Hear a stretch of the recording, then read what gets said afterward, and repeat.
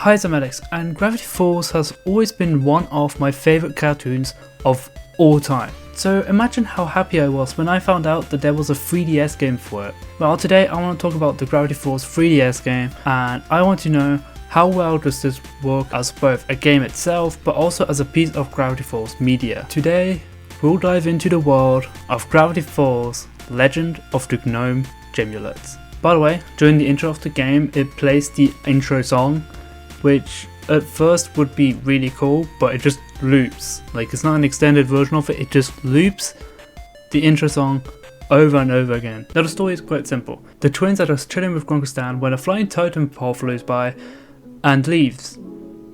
That's all it does.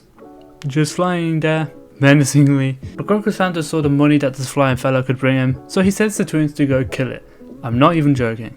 Also, I'll be 100% honest here, the dialogues of these characters are by far the highlight of this game. While they're not necessarily perfect depictions of the show, they're pretty close to how the characters are in the show. So if you only really want to play this game to have an extension of the show, the dialogues are close enough to really fulfill that in you. By the way, the first thing you do in this level is run after this totem bird, see a shadow, and go back home. What a great start. Anyway, the totem bird is beating off Jeff the gnome.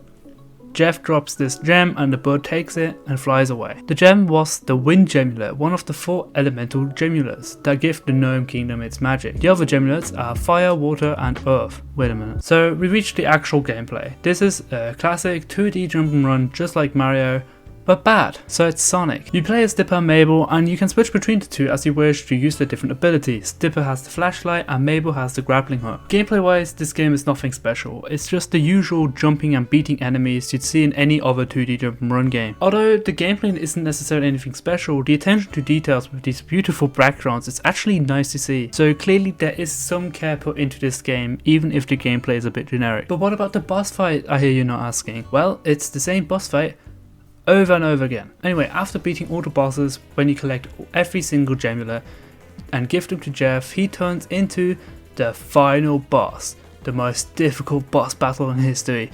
Dark Jeff is the same boss fight as the other 3, but now with a gnome face. Anyway, the force wasn't actually in danger, Jeff just wanted these Gemulets for power, and those bosses we fought were ancient guardians to protect this power from falling into the wrong hands.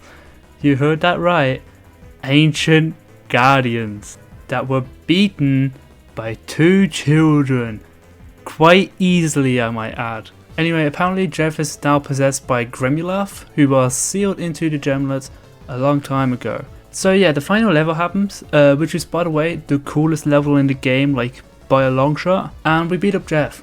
But the Gemulet powers are now combined and they set free Gemulets. For fuck's sake, it's the same boss battle again. So the disappointing ending final boss later, and the Gemulets get thrown into the bottomless pit. So yeah, this game sucks.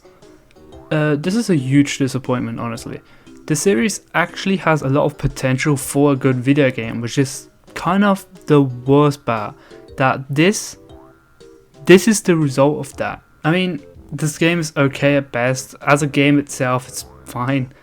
It's quite short for a £70 game. Anyway, if you only want this 5-hour experience to see some more things in the Gravity world, then sure, this game will fulfill that need. But as a game, this sucks. It's super boring, which is the one thing a game shouldn't be. That's it, don't waste your money on this game.